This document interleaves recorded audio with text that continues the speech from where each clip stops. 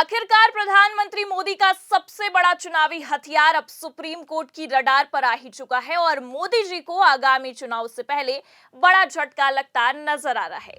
नमस्कार, आप देखना शुरू कर चुके हैं 4 PM न्यूज नेटवर्क और मैं हूं आपके साथ प्रगति ठाकुर। चुनाव आयोग जिसके सहारे मोदी की ये राजनीति टिकी हुई है, अब वही चुनाव आयोग मोदी जी के हाथ से निकलता जा रहा है।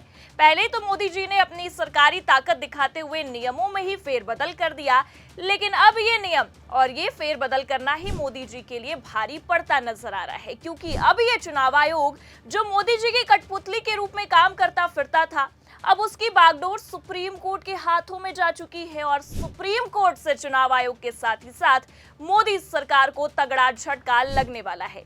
तो फिलहाल कैसे राजीव कुमार के रिटायरमेंट से ठीक पहले ही चुनाव आयोग की बागडोर मोदी जी के हाथ से निकलते चली जा रही है, ये भी आपको बताएंगे। साथ ही साथ जाते जाते क्यों राजीव कुमार ने मोदी सरकार को सुप्रीम कोर्ट में फंसा कर रख दिया है और सारा खेल एक्सपोज हो गया है, उस पर भी आएंगे। लेकिन उससे पहले आप ये खबर देखिए। कौन होगा देश का अगला मुख्य चुनाव आयुक्त? नियुक्ति के लिए 18 फरवरी से पहले होगी बैठक, पीएम मोदी और राहुल गांधी होंगे शामिल।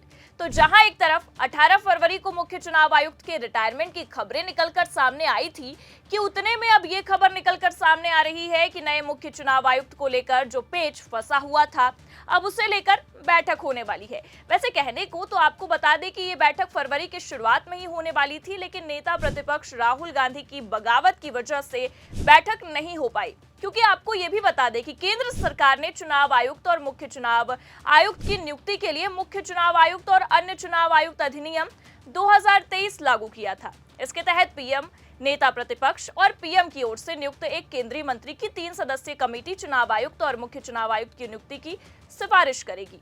लेकिन इससे पहले इस कमेटी में केंद्रीय मंत्री की जगह सीजेआई मौजूद हुआ करते थे, जिसे लेकर सदन से सड़क तक नेता प्रतिपक्ष राहुल गांधी ने बवाल काट रखा हुआ है। क्योंकि आपको बता दें कि इस बैठक को लेकर राहुल गांधी का ये कहना है कि जब सरकार की तरफ से 2 लोग मौजूद रहेंगे बैठक में, तो अकेले मेरे होने से उस बैठक में क्या ही बदल जाएगा। 2:1 के अनुपात से मोदी और उनका ये सरकारी तंत्र वैसे भी अपने हिसाब से नियुक्ति कर डालेगा और मेरी बातों को दबा दिया जाएगा। लेकिन अगर बहुत ही ध्यान से नेता प्रतिपक्ष की बातों पर गौर किया जाए तो इसमें कोई दो राय नहीं है कि सरकार नेता प्रतिपक्ष पर दबाव बनाने की कोशिश करेगी। लेकिन इन सब के बावजूद अब खबर निकलकर सामने आ रही है कि राजीव कुमार के रिटायरमेंट से ठीक पहले ही बैठक होगी और बैठक में पीएम मोदी के साथ नेता प्रतिपक्ष राहुल गांधी भी मौजूद रहेंगे। देखिए खबर में आगे क्या लिखा हुआ है। पीएम नरेंद्र मोदी की अगुवाई वाली सिलेक्शन कमेटी अगले हफ्ते की शुरुआत में ही नए मुख्य चुनाव आयुक्त की नियुक्ति को अंतिम रूप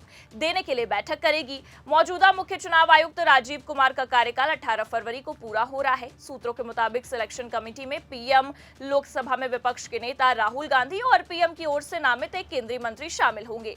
ये बैठक 16 या 17 फरवरी को हो सकती है। बैठक में सर्च कमेटी की ओर से शॉर्ट लिस्ट नाम रखे जाएंगे। सिलेक्शन कमेटी एक नाम फाइनल करके उसकी सिफारिश करेगी।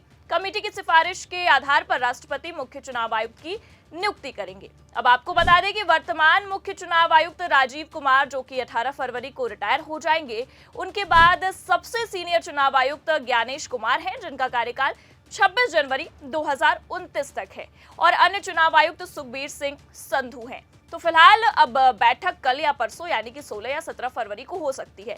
संभावनाएं यही जताई जा रही हैं कि नेता प्रतिपक्ष मोदी जी के सामने इस बार खुद को दबने तो नहीं देंगे, क्योंकि लगातार आपको बता दें कि हर चुनाव में चुनाव आयोग बीजेपी के अधीन काम करता है, इसका मुद्दा उठाया गया है और राजीव कुमार तो बेचारे हर चुनाव में विपक्ष के निशाने पर ही रहे हैं।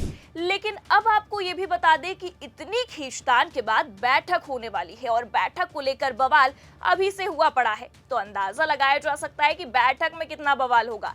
लेकिन फिलहाल 2023 में चुनाव आयुक्त अधिनियम जो केंद्र सरकार की ओर से लागू किया गया था, उसके मुताबिक पीएम, नेता प्रतिपक्ष और कोई केंद्रीय मंत्री बैठक में शामिल होंगे। इसके तहत 3 सदस्यीय कमेटी चुनाव आयुक्त और मुख्य चुनाव आयुक्त की नियुक्ति की सिफारिश करेगी। इससे पहले सर्च कमेटी 5 नामों को शॉर्टलिस्ट भी करेगी। इनमें से एक नाम मुख्य चुनाव आयुक्त के लिए सिलेक्शन कमेटी फाइनल करेगी और कानून के मुताबिक उम्मीदवार को भारत सरकार के सचिव स्तर का अधिकारी होना चाहिए या तो सचिव अधिकारी वो रह चुका हो। इसे देखते हुए सिफारिश लगाई जाएगी और फिर इस सिफारिश के तहत ही राष्ट्रपति मुख्य चुनाव आयुक्त की नियुक्ति करेंगे। लेकिन जहां एक तरफ बैठक को लेकर बात बन गई है और अब आने वाले 2 दिनों में राजीव कुमार के रिटायरमेंट से ठीक पहले बैठक होना तय भी माना जा रहा है और ऐसा कहा जा रहा है कि किसी एक नाम पर बात बन भी सकती है और 19 फरवरी को देश को नया चुनाव आयुक्त मिल जाएगा। लेकिन अब आपको बता दें कि एक तरफ चुनाव आयुक्त की नियुक्ति होगी, इसे लेकर चर्चाओं का बाजार काफी गर्म है, तो वहीं दूसरी तरफ सुप्रीम कोर्ट में 19 फरवरी को ही सुनवाई होगी। जी हां, आपने बिल्कुल सही सुना, सुप्रीम कोर्ट में भी 19 फरवरी को सुनवाई होने वाली है। तो ये सुनवाई क्यों और किस लिए होगी, आपको बताते हैं। देखिए आगे खबर में क्या लिखा हुआ है। सुप्रीम कोर्ट उस याचिका पर 19 फरवरी को सुनवाई करेगा जिसमें चुनाव आयुक्त और मुख्य चुनाव आयुक्त की नियुक्ति के लिए बनाए गए नए कानून को चुनौती दी गई है। 2023 के कानून के तहत चुनाव आयुक्तों की नियुक्ति प्रक्रिया में मुख्य न्यायाधीश यानी कि सीजेआई को हटा दिया गया था। नए कानून के तहत नियुक्ति करने वाली समिति में प्रधानमंत्री, नेता विपक्ष और एक केंद्रीय मंत्री को रखा गया है। याचिकाकर्ता ने कहा है कि 2023 के कानून ने चुनाव आयुक्तों की नियुक्ति प्रक्रिया में सीजेआई को हटा दिया और प्रधानमंत्री, नेता विपक्ष और एक केंद्रीय मंत्री की समिति को इसका अधिकार दिया। याचिकाकर्ताओं का तो तर्क है कि चुनाव आयोग को राजनीतिक और कार्यकारी हस्तक्षेप से मुक्त रखा जाना चाहिए ताकि स्वतंत्र और निष्पक्ष चुनाव सुनिश्चित किए जा सके। अब 19 फरवरी को जहां ऐसा कहा जा रहा है कि देश को नया मुख्य चुनाव आयुक्त मिल जाएगा, तो वहीं दूसरी तरफ चर्चाएं हैं कि 19 फरवरी को सुप्रीम कोर्ट भी इसी मामले पर कोई बड़ा एक्शन ले सकता है और इस एक्शन के बाद मोदी सरकार की कितनी हालत खराब होगी ये तो आने वाला वक्त ही बता पाएगा। लेकिन इतना तो तय है कि ये एक्शन बीजेपी के इस चुनाव आयोग नामक चुनावी हथियार पर एक बड़ा हमला हो सकता है और आने वाले समय में मोदी के हाथ से ये हथियार निकल भी सकता है। लेकिन फिलहाल क्या होगा क्या नहीं होगा ये तो आने वाला वक्त ही बताएगा। लेकिन इतना तो तय है कि राजीव कुमार के रिटायरमेंट से पहले मोदी जी की लुटिया डूबने वाली है। तो फिलहाल केंद्र सरकार के एक्शन से लेकर सुप्रीम कोर्ट के रिएक्शन पर आपका क्या कुछ कहना है, अपनी राय कमेंट करके जरूर बताएं। ये खबर कैसी लगी लाइक और शेयर जरूर करें। चैनल पर नए हैं तो सब्सक्राइब और ज्वाइन करना भी ना भूलें। देखते रहिए 4 PM न्यूज नेटवर्क। नमस्कार।